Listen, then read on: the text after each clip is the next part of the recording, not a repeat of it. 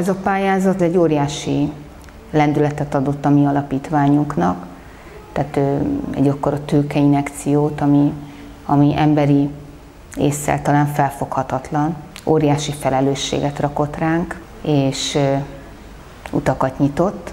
Több száz család jön hétről hétre a 3 tanácsadóházunkba. Valakivel csak egy pillanatra találkozunk, csak egy krízis helyzetet kell hirtelen megoldanunk, csak meg kell fognunk a kezét, és el tud indulni az úton, és lehet, hogy 10 év múlva fogunk legközelebb találkozni. Van olyan, aki hazajön ide, és úgy érzi, hogy itt van az a mankó, amitől ő holnap után és jövő héten fel tud kelni, és újra tudja kezdeni a napot. Van olyan koraszülő anya és apa, aki egy életre kap feladatot. Ők minden nap belehalnak ebbe, de tudják, hogy minden nap fel kell kelniük, és valahonnan erőt kell meríteniük. Egy egészséges társadalmat úgy tudunk építeni, ha van egy egészséges anyánk, egy egészséges apánk, és egy egészséges gyermekünk. Ez nem csak fizikálisan, hanem mentálisan, pszichésen. Egy egészséges családból lehet egészséges társadalom, és mi ebben hiszünk. Ez egy olyan projekt, amiben azt terveztük meg, hogy a koraszülő családok valamiféle olyan támogatást kapjanak, amit mi most úgy látjuk, hogy hiányzik. A rendszerekben a gyermek az nagyon jó fejlesztést, nagyon jó gyógyítást kap, és nyilván a legelején ezen van a hangsúly. Mindenki a gyerekre fókuszál, és hogy a szülővel így nem nagyon szeretne senki se törődni. Nem szeretne, hanem hogy nincs erre elég kapacitása, se időbe, se szakember ellátottság szempontjából, és innen jött az ötlet, hogy milyen jó lehetne, hogyha mindenütt legalább sorstárs támogatók lennének, akik már egy kicsit előrébb tartanak ezen az úton, és ha ez elkezdődne már akkor, amikor egy várandóságnál kimondják azt, hogy ő fokozott gondozást igénylő, vagy veszélyeztetett várandós, ha ott megismerkedhetne mentorokkal, és utána, ha ebből a várandóságból mégis egy koraszülés lesz, akkor ez a mentor tovább tudná kísérni őt a szülészeti intézménybe, a szülészeti intézményből a gyerekgyógyászati intézménybe, az újszülött intenzívre, és amikor azt elhagyják, akkor tovább tudja kísérni őt az otthonába. Tehát, hogy valamiféle olyan sorstársi támogatás, aminek van egy nagyon szép íve, és benne van az a tapasztalati tudás, amivel rendelkezik az a sorstárs segítő, aki a másik oldalon van most, de hogy valamikor ő is megélte ugyanezt a helyzetet. Maga a koraszülés az egy olyan esemény a családok életében, ahol az egyik legfontosabb jellemző lesz a szétválasztottság. Az édesanyja az inkubátor mellett van, a gyerek az inkubátor falának a túloldalán van, édesapa próbál helyt találni a külvilág felé, mindez általában egy hosszantartó, rendkívül bizonytalan érzést okozó élmény. Sok esetben jól végződik, vannak nehezebb történetek is, de hogy ott marad a család életében. És hogy erre egyfajta válasz lehet az, és ez egy nagyon fontos válasz, hogy vannak más olyan emberek, akik értik, hogy én miről beszélek. És hogy ettől már meg lehet nyugodni, hogy nem vagyok egyedül a problémámmal. Talán, hogyha ő túl van rajta, ő már tud mosolyogni, ő már kicsit könnyedebben kezeli, akkor én is. Ez a nagyon korai, szenzitív időszak fontos a biztonságos kötődés kialakulása szempontjából, és hogyha ilyenkor az édesanyák picit magukat háttérbe szorítják, akkor ez nehezebben vagy késleltetebbben tud kialakulni.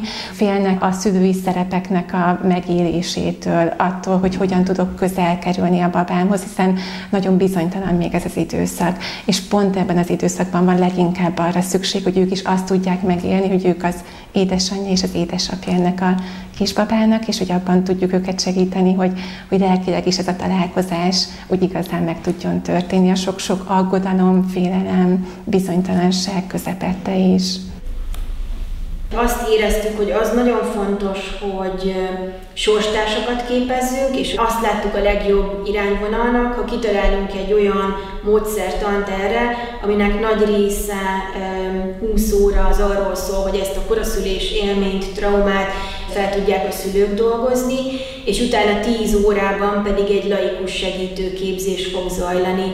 És a kiképzett mentorok közül aztán vannak olyanok, akiket valamiért azt érezzük, hogy vagy annyira aktívak, vagy valami olyan területet képviselnek a gyermekük betegsége miatt, vagy pedig az egyébként a saját szakmájuk miatt is, hogy őket jó lenne kiemelni, ők lesznek a szupermentorok, ez még egy 10 órás képzés, tehát ez már összesen egy 40 órás belső képzés.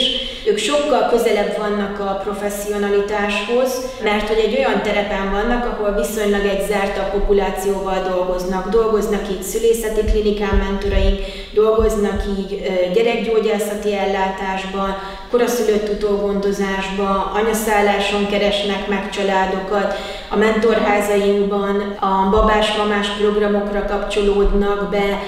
Aztán itt a házban vannak a képzett szakembereink, pszichológusok, mentálhigiénés szakember, perinatális szaktanácsadó, aki pedig kimondottan a szülő támogatásáért, már abszolút professzionális szakmai keretek között van itt a házban, családterapeuta, családkonzulens, laktációs szaktanácsadó. Egyöntetően pozitívak a visszajelzések. Van egy ilyen nagyon szoros és azt gondolom nagyon jó hangulatú együttműködés szakemberek között, meg az itt megjelenő koraszülésben érintettek között. Általában úgy megy, hogy megkapunk egy nevet, megmutatják az édesanyát, hogy vele kellene egy picit foglalkozni, oda megyünk, bemutatkozunk, és elmondjuk, hogy itt semmilyen kötelezettsége nincs az édesanyának, akit megszólítunk, de ha van kedve vagy igénye arra, hogy egy picit kinyíljon nekünk, akkor mi ott vagyunk és szívesen meghallgatjuk. Itt nem hibázott senki, nincsen senkiben egy előítélet, hogy na ő biztos olyat tett, ami miatt neki hamarabb született a gyermeke.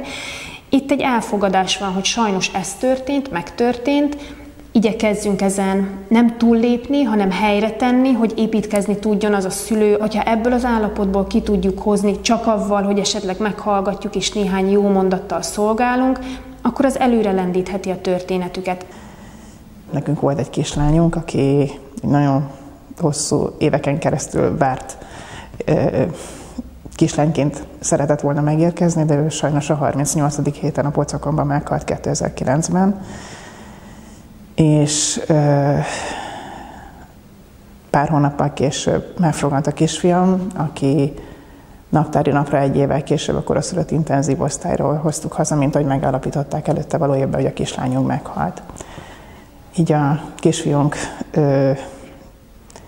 egy késői koraszülöttnek számít, hiszen ő a 36. héten született, de egy fertőzés miatt ő átkerült a koraszülött intenzív osztályra, ahol az ő harca az inkubátorban történt, őt be volt intubálva, lélegeztetni kellett, és amikor mi 2014. februárjában kapcsolatba kerültünk ezzel az alapítvánnyal,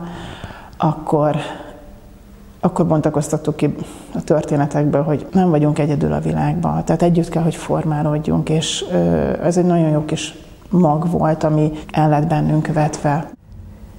Nagyon sok egészségügyi dolgozót érzékenyítettünk, és nem csak egészségügyi dolgozót, hanem felsőoktatásban nappali tagozaton tanuló hallgatókat, orvostanhallgatókat, gyógypedagógus hallgatókat, védőnő hallgatókat, ápoló hallgatókat, szociális munkás hallgatókat.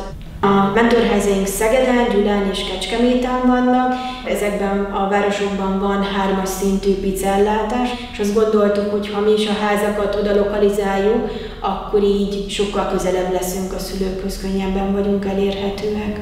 A Dél-Alföldön minden egészségügyi intézményben ott vagyunk, ott vannak a mentoraink, a sorstárs segítő, laikus segítőink és a szupermentorjaink, és azért vannak, hogy ne legyél egyedül. Hogy amikor belekerülsz ebbe a helyzetbe, akkor elhidd, hogy van élet a koraszülött osztály után, és ezt túl lehet élni.